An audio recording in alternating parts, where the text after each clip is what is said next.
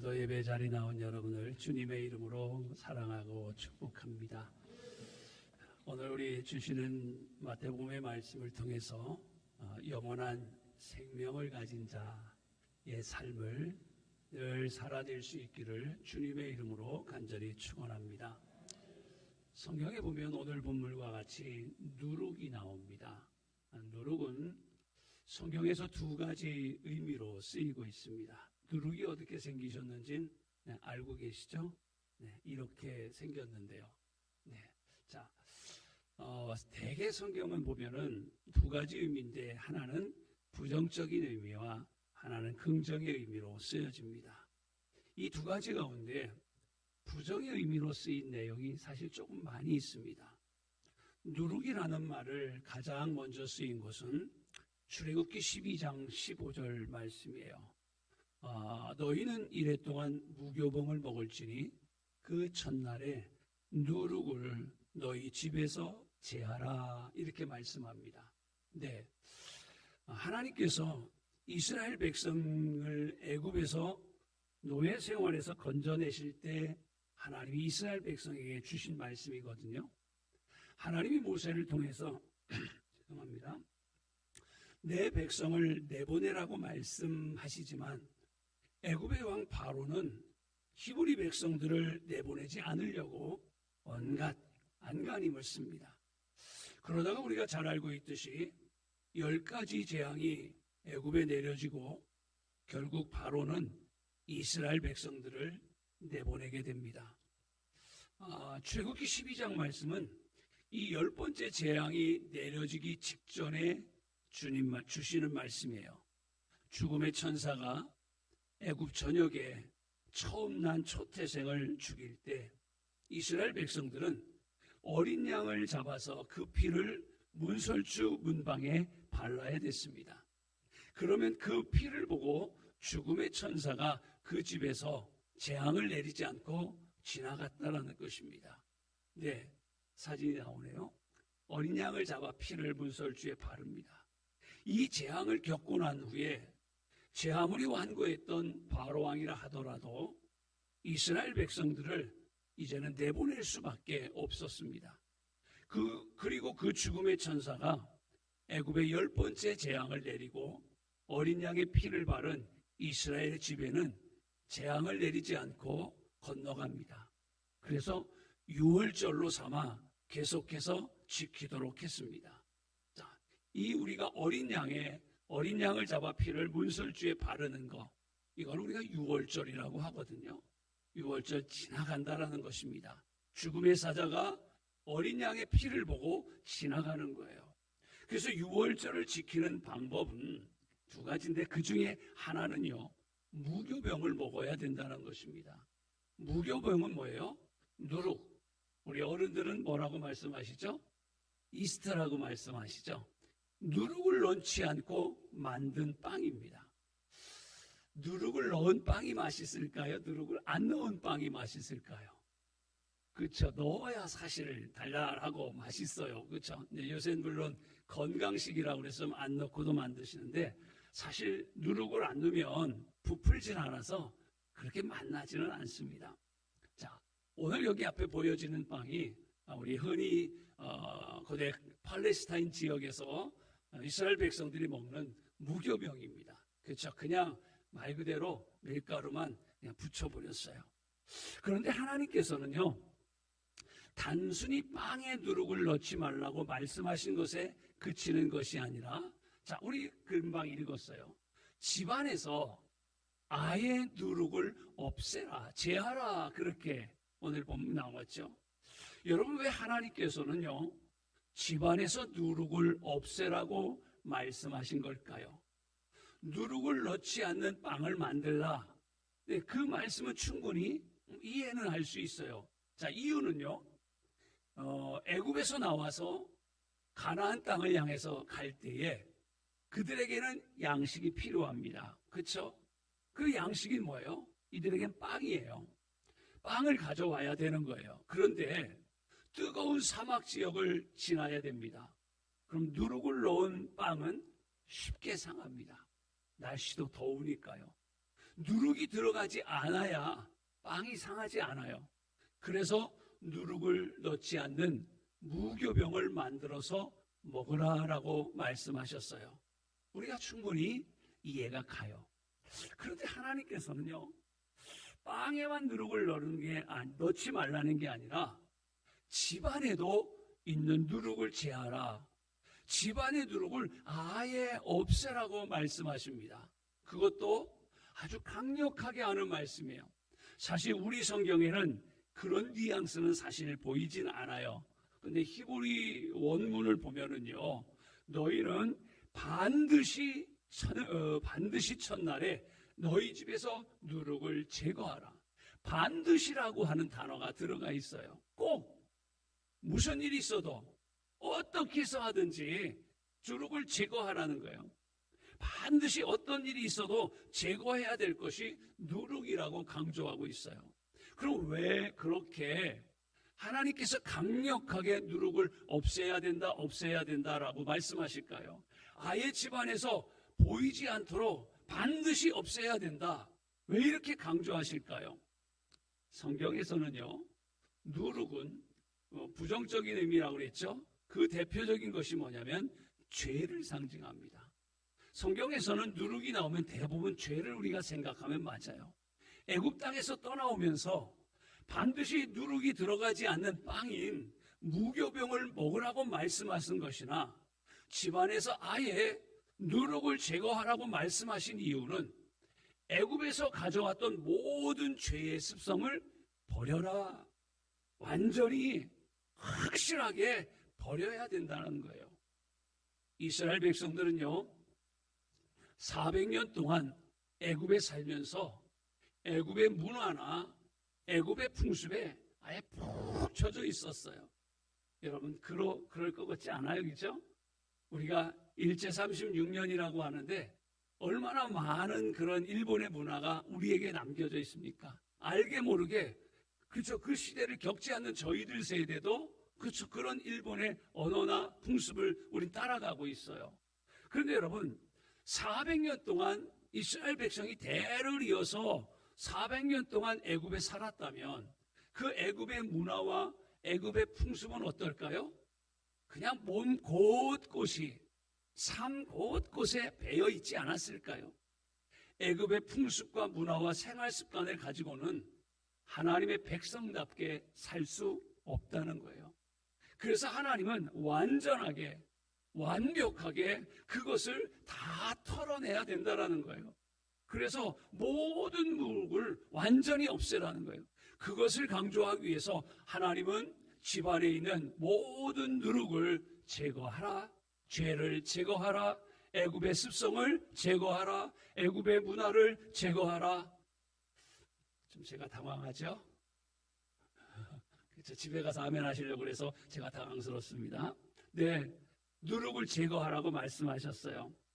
근데 여러분, 신약 성경에서도요, 누룩이 죄악의 상징으로 쓰이는 경우가 참 많이 있습니다.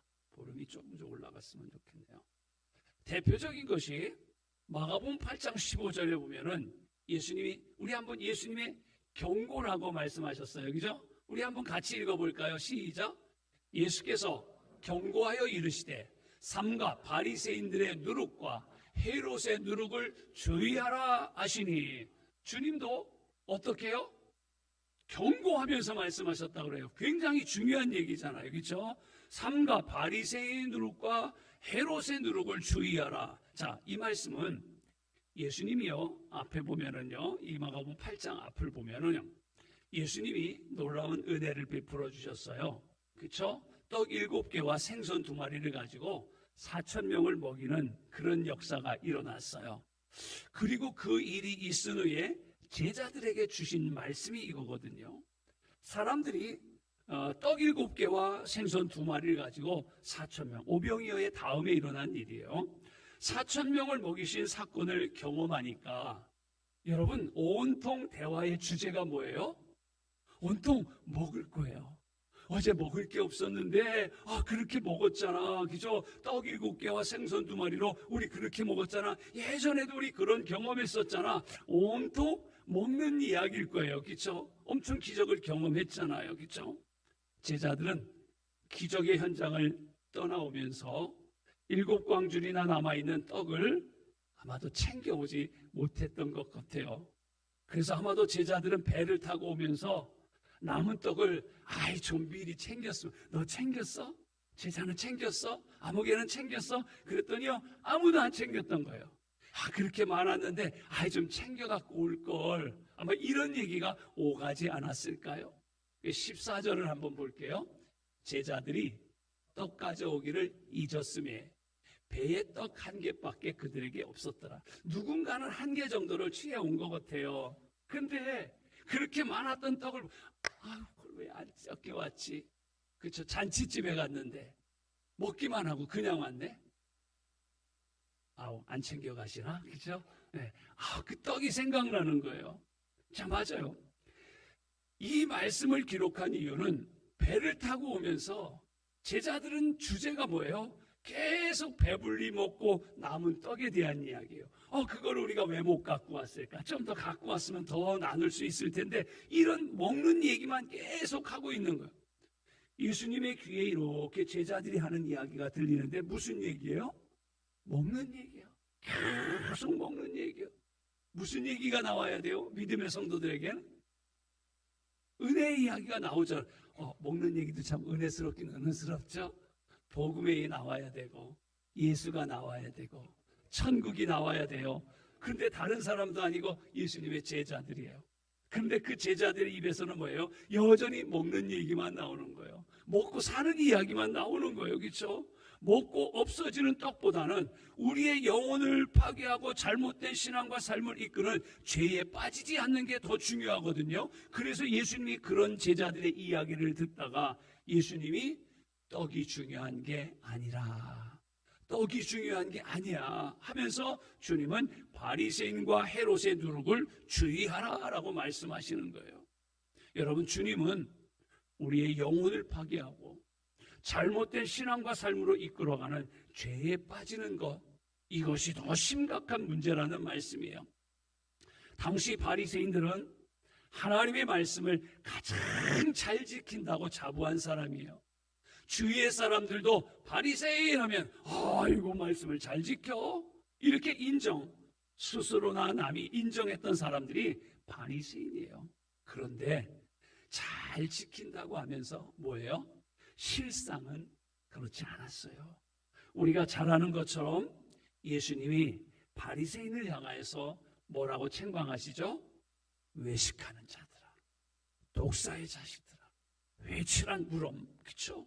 그들은 겉으로는 맞아요, 신앙생활 참 잘하는 것처럼 보였어요. 그런데 그들의 마음에는, 그들의 내면에는요, 탐욕이 있고, 그쵸? 악독이 가득했어요.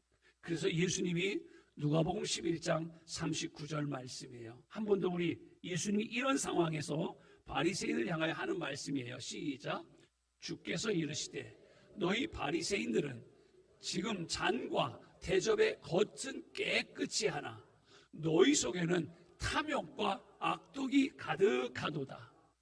겉에는요 깨끗하게 세수를 했고요, 깨끗하게 옷을 입어서요 깨끗해 보여요. 근데 속은요 세수도 안 했어. 악이 가득 차 있어요. 탐욕이 가득 차 있어요. 예수님이 바리새인의 그런 모습을 봤어요. 철저히 말씀대로 산다는 사람이 바리새인이거든요. 그런데 예수님이 그 바리새인을 들여다보니까 아니에요. 여러분, 회칠한 무덤이 뭐예요? 그쵸? 무덤이에요. 겉에다 오래돼가지고 이끼가 꼈네요. 다 걷어내고 회를 깨끗이 발랐더니 쇠무덤이 됐어요. 근데 무덤 안에는 뭐가 있죠? 여전히 썩은 냄새나는, 그쵸, 시신이 있고 패골이 있는 거예요. 맞아요. 바리새인들이요 겉모습은 경건했어요. 그런데요 하나님을 사랑하는 마음도, 하나님의 말씀에 대한 진실함도, 그리고 이웃과 소외된 자들에 대한 긍휼한 마음도 찾아볼 수가 없었어요. 그러기에 그들이 아무리 화려한 말로 가르치고 교훈한다 하더라도 아무런 가치가 없었어요. 예수님께서는 바리새인의 누룩을 주의하라고 말씀하신 이유가 바로 이거예요. 그들은 분명 종교 지도자들이에요. 신앙의 앞선 자들이에요. 그렇죠? 그렇기 때문에 더더군다나 사람들에게 끼치는 영향력은 대단했을 거예요. 그러나 속에는 거짓, 속에는 탐욕, 속에는 악독이 가득했기에 자기를 따르는 사람들을 진리로 이끌지는 못했다는 거예요. 예수님이 마태복음 23장에서 이렇게 그래서 책망하셔요. 열심을 가르치고 너희가 교훈을 하지만 결국은 자기 들보다 배나 더 지옥의 자식을 만들고 있다는 거예요. 그렇죠? 자, 읽어볼까요? 시작. 화 있을진저 외식하는 서기관들과 바리새인들이여, 너희는 교인 한 사람을 얻기 위하여 바다와 육지를 두루 다니다가 생기면 너희보다 배나 더 지옥 자식이 되게 하느니라. 그럼 얼마나 무서운 일이에요. 너희들도 지옥 갈 것 같은데, 그렇죠? 너희들 때문에 배나 지옥 갈 사람이 생긴다라는 거예요. 그렇죠? 얼마나 여러분 무서운 얘기예요. 자, 본문으로 돌아오겠습니다. 누룩을 주의하라는 이유 가운데 또 하나요. 파급력입니다. 누룩은 영향력이 대단합니다. 오늘 본문에서도 가루 소말 속에 갖다 넣으면 전부 부풀게 하는 게 누룩이라고 그랬어요. 밀가루 3마를 생각해 보세요. 적은 양은 아니에요. 아무리 많은 양의 밀가루를 하더라도 그 속에 누룩이 조금이라도 들어가면 그 누룩으로 인해서 가루는 몇 배로 부풀어 납니다. 밀가루가 제 아무리 자기의 변형을 막으려고 해도 그쵸, 누룩이 들어가면 어떻게 감당할 수가 없는 거예요. 그런 누룩의 영향력은 우리 사람들에게도, 우리 신앙생활하는 우리에게도 똑같이 적용됩니다. 사도 바울이요, 갈라디아 교회에게 편지를 보내면서 이런 이야기를 보냅니다. 시작. 적은 누룩이 온 덩이에 퍼지느니라. 사도 바울이 갈라디아 교회를 걱정하면서 보낸 편지의 내용이거든요. 갈라디아 교회는요, 어떤 문제가 생겼냐면요, 가짜 선생님이 생겼어. 가짜를 얘기하는 거예요. 요즘 여러분 우리 시대에도 가짜 많죠. 가짜가 더 진짜 같아요. 잘 꾸며버리니까. 진짜는 안 꾸며요. 왜요? 진짜니까. 근데 가짜는 진짜같이 보여야 되니까 얼마나 꾸며요. 그래서 더 진짜같이 보여요. 근데 갈라디아 교회에 어떤 누룩이 들어왔느냐? 가짜 선생이 들어온 거예요. 가짜 선생이 들어와요. 이단이 여러분 가짜잖아요. 이단이 뭘 가르쳐요? 복음을 안 가르치잖아요. 복음을 가르치는 것 같으면서 새길로 빠지잖아요. 이단. 끝이 다른 사람들이 이단이에요. 복음이 뭐예요? 유대인이냐 아니냐, 할례자냐 아니냐 하는 것과는 전혀 상관없어요. 복음이 뭐예요? 예수가 그리스도고 그리스도의 십자가를 통해서 구원이 완성된다는 게, 예수 그리스도를 믿음으로 구원받는다는 게 복음이에요. 그렇죠? 이거 전해야 되는 거예요. 그런데 갈라디아 교회에 들어온 거짓 선지자들은, 거짓 선생들은 이 이야기를 안 하는 거예요. 그렇죠? 이방인이냐 유대인이냐 복음에는 차별이 없다고 그랬어요. 아브라함 자손이냐 아니냐 하는 것 아무런 문제가 없어요. 우리 감리교 만인 구원이에요. 믿으면 구원받는 거예요. 모든 믿는 자에게 구원을 주시는 복음의 능력이라고 그랬거든요. 그런데 거짓 교사들인 유대주의자들은요, 갈라디아 교회에 슬그머니 들어와서 이렇게 얘기하는 거예요. 잘 들어. 이단이 하는 말들을 우리 정말로 정신을 차려 들어야 되는 게 이거예요. 지금 거짓 교사들이 뭐라고 그러거든요. 복음만 믿는 것 가지고는 구원 못 받아. 그렇죠? 그러니까 복음도 얘기를 슬그머니 꺼내놨어요. 근데 진짜 중요한 건 뭐예요? 그 다음 얘기를 하려는 거예요. 복음만 가지고는 구원 못 받아. 아니에요. 구원은 뭐예요? 오직 예수예요. 예수가 복음이에요. 다른 거 필요 없어요. 그런데 복음만 믿는 것 갖고는 구원받을 수 없어. 그러면서 갈라디아 교회에게 하나 쑥 내는 게 뭐냐면요, 할례 받아야 돼.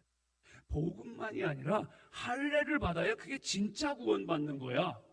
그런데 여러분, 희한하게도 아마 우리 입장교회에 이런 거짓이 왔으면은 예수의 이름으로 물리쳤을 거야.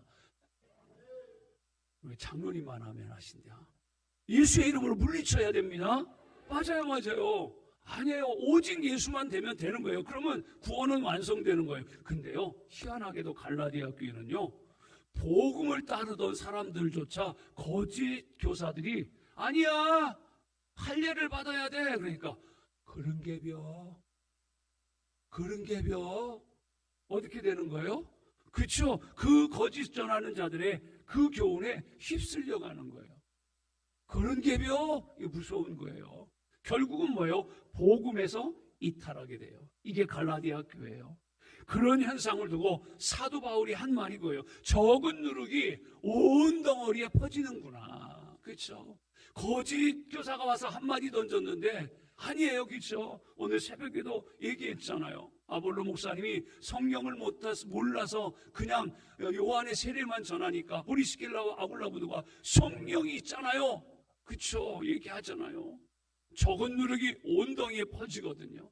슬그머니 복음 외에 다른 것을 전하면 우리는 단호하게 얘기합시다. 오직 예수입니다. 누룩은 밀가루에 비하면 아주 적은 양이에요. 아주 작습니다. 그런데 아주 적은 양의 누룩이 밀가루 전체를 부풀어 오게 하는 거예요.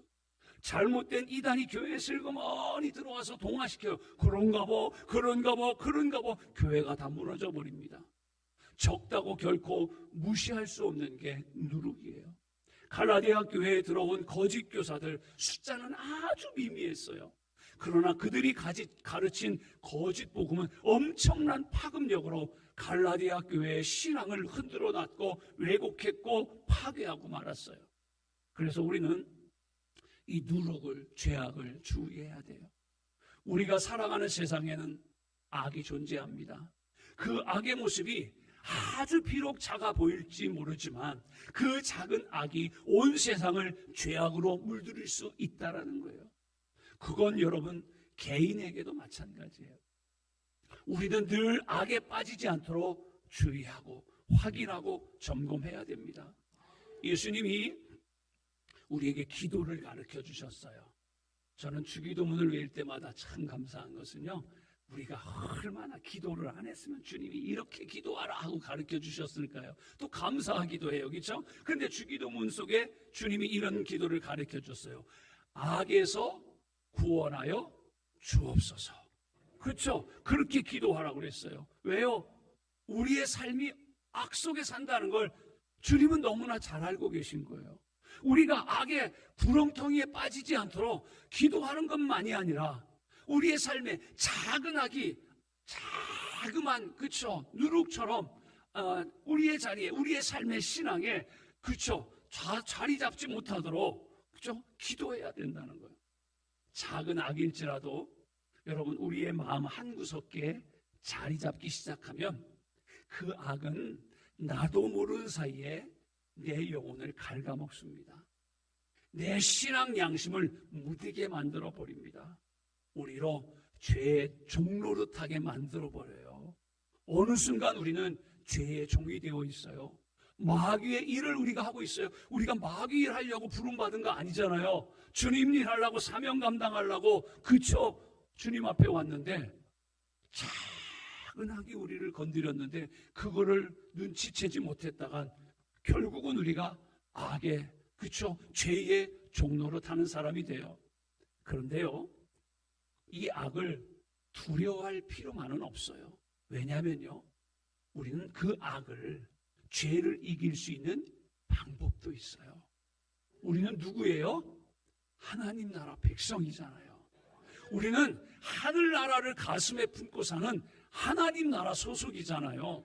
하나님의 사람들에게는요, 악을 이길 수 있는 능력이 있어요. 그건 우리 안에 있는 것이 아니라 하나님이 주시는 믿음이거든요. 자, 한 곳을 읽어볼게요. 요한일서 5장 4절 보세요. 시작. 무릇 하나님께로부터 난 자마다 세상을 이기느니라. 세상을 이기는 승리는 이것이니 뭐래요? 우리의 믿음이니라. 아멘. 우리 악한 세상 속에서 늘 미혹을 받으며 사는 건 맞아요. 그런데 지지 않고 이길 수 있는 방법도 주셨네요. 뭐예요? 믿음이에요. 믿음이에요. 분명 세상은, 악한 사단은 우리보다 강한 건 맞아요. 세상에 비하면 우리는 사실 너무나도 힘이 없고 미약한 존재. 맞아요. 그런데 미약한 우리가 우리보다 강한 죄를, 악한 마귀를, 세상을 이길 수 있는 방법이 있대요. 뭐래요? 시작. 우리의 믿음이니라. 믿음은 우리로 하여금 세상을 이기게 합니다. 악한 마귀도 예수의 이름으로 이기고, 더러운 귀신도 예수의 이름으로 이기고, 죄악도 예수의 이름으로 이기고, 그 예수를 믿는 믿음이에요. 우리에게 분명한 고백이 있어야 합니다. 우리 힘으로는 세상을 이길 수는 없어요. 우리의 능력으로 악과 싸워 이길 수는 없습니다. 우리가 세상을 이기고 악을 이길 수 있는 건 맞아요. 오직 하나, 주님을 향한 믿음이에요. 하나님을 믿고 하나님의 능력을 의지할 때에만 우리는 얼마든지 세상을 이길 수 있고 악을 이길 수 있고 죄도 이길 수 있어요. 그래서 우리의 삶에서 신앙다운 신앙생활, 믿음에 담다운 믿음의 삶을 살 수 있게 하는 건 뭐라고요? 오직 믿음이에요. 오직 믿음이 우리로 세상에 그리스도의 나라, 하나님 나라를 세워갈 수 있는 거예요. 자, 오늘 말씀 그걸 우리에게 가르쳐주고 있어요. 자, 오늘 본문 말씀은 천국에 대한 비유잖아요. 천국은 마치 여자가 가루 소말 속에 갖다 넣어 전부 부풀게 한 누룩과 같다라고 했어요. 이 말씀을 좀 더 우리가 축약하면요, 천국은 가루 소말을 전부 부풀리게 하는 누룩과 같습니다. 다른 말로요, 천국은 누룩입니다 라는 얘기예요. 앞에서 누룩의 죄악을 상징한다고 그랬어요.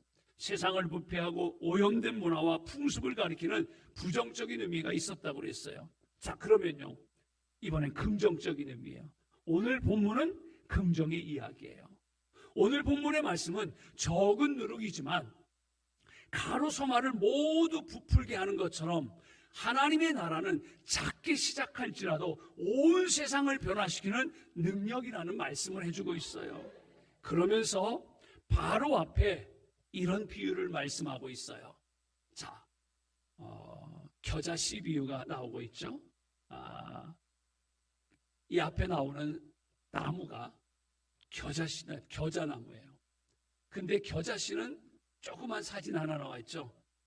저 손가락 2개로도 사실 잡기가 어려운 것이 아마 겨자씨인 것 같아요. 보신 적이 있을 거예요. 저는 그래서 비유로 얘기할 때 우리나라 채송화씨 그 안팎 정도 되는 게 겨자씨 아닐까요, 여러분? 그런데 저 겨자씨가 심기면 저 뒤에 있는 아람들이 나무가 됩니다. 새들이 와서 깃드는 나무가 돼요. 겨자씨는 아주 작은 것입니다. 그런데 그 겨자씨에서 움이 돋고 싹이 나서 자라면 저렇게 어마어마한 큰 나무가 되는 거예요. 큰 나무로 자란 겨자씨는 공중에 새들이 와서 깃들인다고 했어요. 하나님 나라는 그런 겨자씨와 같은 거예요. 비록 겨자씨가 작지만 그 안에요, 뭐가 있어요? 생명이 있기 때문에 자라면 나무가 되는 거예요. 그러면 세상에서 지치고 힘든 분들, 고달프고 가슴 아픈 분들, 그 안에 안식과 쉼을 얻을 수 있다는 거예요. 자, 우리가 너무나 잘 아는 마태복음 11장 28절이 뭐예요? 수고하고 무거운 짐진 자들은 다 내게로 오라. 내가 너희를 쉬게 하리라.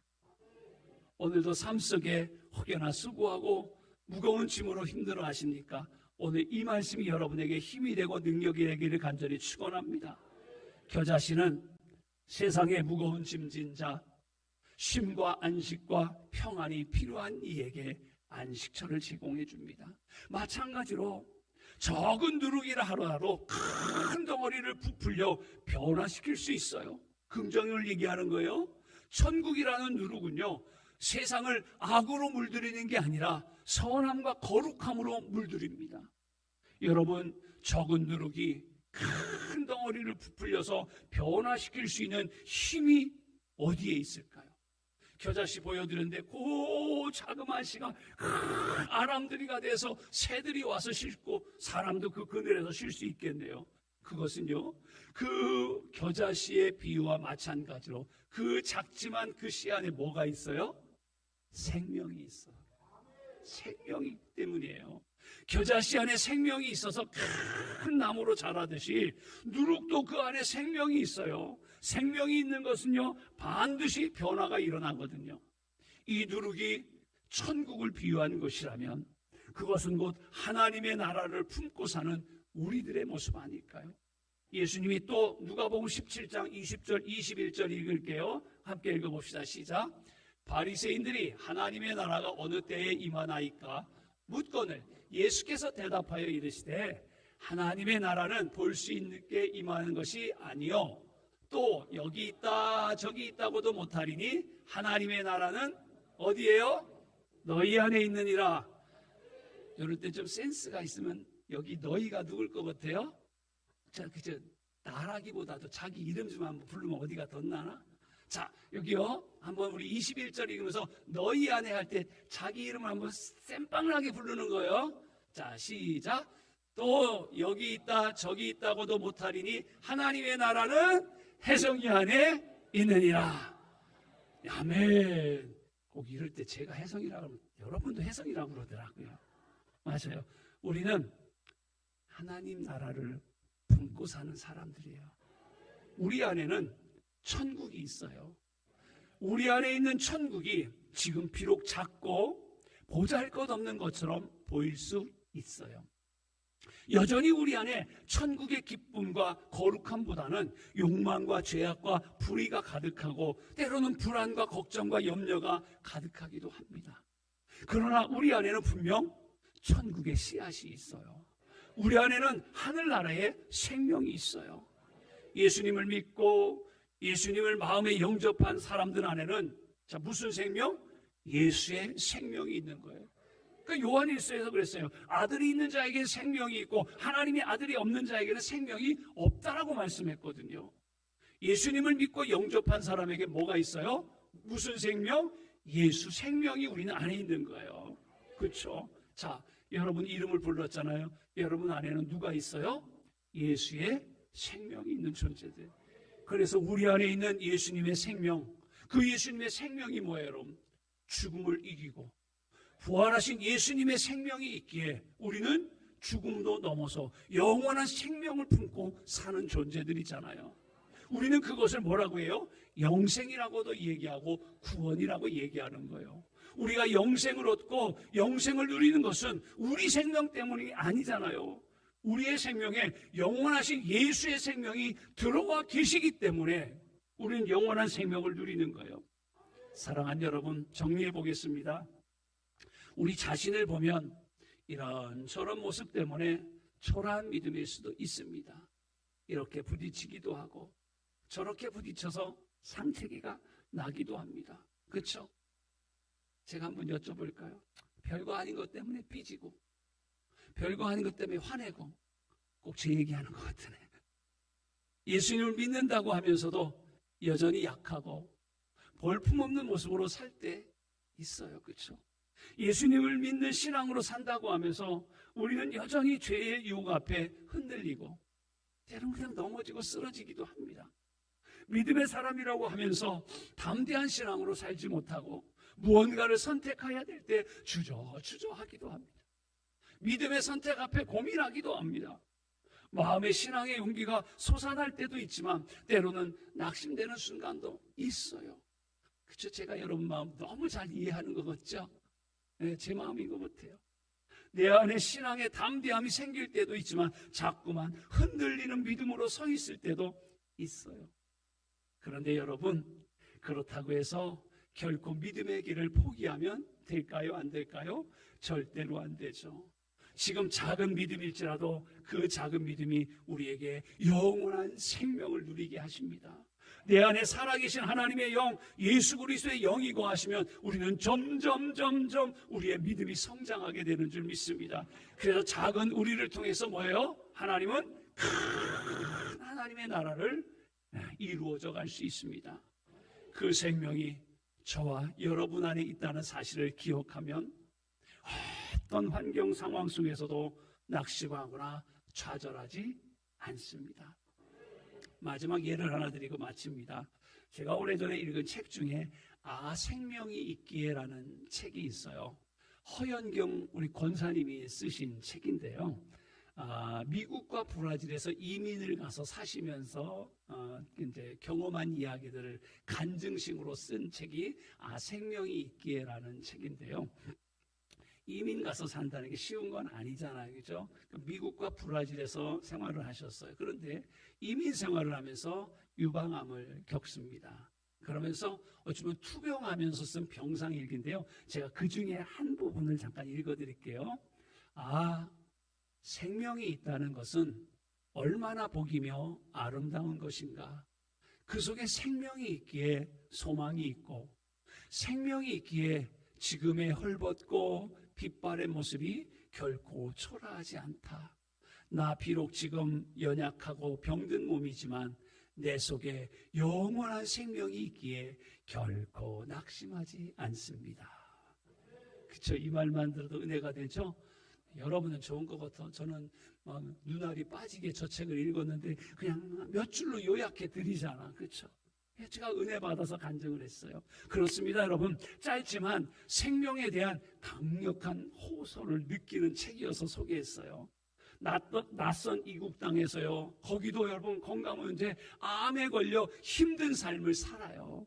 그런데 자신 안에 예수의 생명이 있음을 알기에 그 이국 땅에서 암에 걸려서 투병하며 그런데 초라하지 않고 결코 낙심하지 않았다는 고백이에요. 그래서 지금은 하늘의 기쁨을 안고 하늘나라의 노래를 부르며 살고 있다는 고백이 저 책이에요. 그것은 예수 그리스도의 생명이 우리 구 권사님, 허연경 권사님 속에 있다는 그 간증을 하고 있는 거예요. 오늘 설교를 하면서 준비하면서 그 말씀이 생각나서 막 찾아봤어요. 누룩과 같이 그 생명이 나의 모든 것을 믿음 안에서 부풀게 하고 변화시켰기 때문에 가능한 권사님의 고백 아닐까요? 천국이 누룩 같다는 말씀은 누룩과 같은 작은 나를 하나님께서는 하나님 나라를 위해서 귀하게 쓰실 수 있다는 뜻 아닐까요? 예수님이 12제자를 택하셨어요. 그리고 천국 복음을 알려주셨어요. 그리고 그들에게 하나님의 영이신 성령, 예수 그리스도의 영이신 성령님이 임하자 작고 보잘것없던 그들이 세상을 변화시키는 사도가 됐어요. 예수님의 제자들 보세요. 갈릴리 출신이에요. 가진 것도 없어요. 그죠? 배운 것도 별로 없어요. 그런데요, 사도행전 4장 13절에 보면 베드로와 요한이 담대하게 말함을 보고 그들이 본래 학문 없는 사람인 줄 알았다고 하면서 이상하게 여겼더라. 아니, 베드로와 요한을 보면 저렇게 말주변이 없어. 아는 게 없는 사람이요. 일자 무식꾼이야. 고기만 잡는 사람이었어요. 근데 어떻게 저런 말을 할 수 있을까? 이거 범상치 않아. 주위 사람들이 얘기하는 거예요. 말 그대로 뭐예요? 평범한 사람이에요. 세상을 변화시킬 수 있는 능력이나 자질은 전혀 없었어요. 그런데요, 이게 있었어요. 예수의 영이. 그렇죠. 그들 안에는 생명의 영이 임했어요. 그러니까 담대하게 외쳤던 거예요. 그들이 외친 복음이 뭐예요? 세상을 변화시켰던 거예요. 사람들은 큰 것을 많이 좋아해요. 그렇죠? 많은 것도 좋아해요. 세상의 생각이 교회 안에 들어옵니다. 교회도 커야 좋다고 해요. 많이 모여야 좋다고 해요. 그렇죠? 그런데 여전히 세상의 생각이에요. 세상적인 사고방식으로 맞아요. 그러나 하나님의 방법은 그렇지 않아요. 하나님께서는 많은 사람이 아니라 한 사람을 주목하셔요. 그 한 사람이 우리 재단의 모든 성도, 오늘 예배하는 우리 권사님, 집사님, 우리 모든 성도들 되기를 주님의 이름으로 간절히 축원합니다. 예수 그리스도의 영원한 생명을 품고 있는 한 사람을 통해서 하나님은 천국을 이루어 가신 거거든요. 그 한 사람이 누구냐고 하면 자기 이름 세게 부르기. 그 한 사람이 누구? 우리 어떻게 김갑규밖에 안 들리네. 자, 그 한 사람이 누구? 마지막이요. 대답 잘하면 끝이고 대답 안 하면 다시 처음으로 가요. 그 사람이 누구? 아멘. 볼품없는 내 모습 그대로 쓰시는 것이 아니라 우리 안에 예수 그리스도의 생명을 주셔서 사용하십니다. 오늘도 우리의 볼품없는 질그릇인 건 맞습니다. 그러나 예수 그리스도라고 하는 보배가 담겨진 질그릇이라면 상황은 달라지는 거예요. 질그릇인 우리 때문에 가치 있는 존재가 아니라 우리 안에 품은 예수 그리스도라는 보배 때문에 존귀한 자 되는 것 아닐까요? 주님의 이름으로 사랑합니다. 내 힘을 의지하지 말고 내 안에 계신 예수 그리스도를 온전히 신뢰함으로 우리의 마음에는 하늘의 평화가 가득하고 우리의 삶으로는 하나님 나라를 이루어가는, 그쵸, 천국을 세워가는 천국의 누룩들이 되기를 주님의 이름으로 간절히 축원합니다.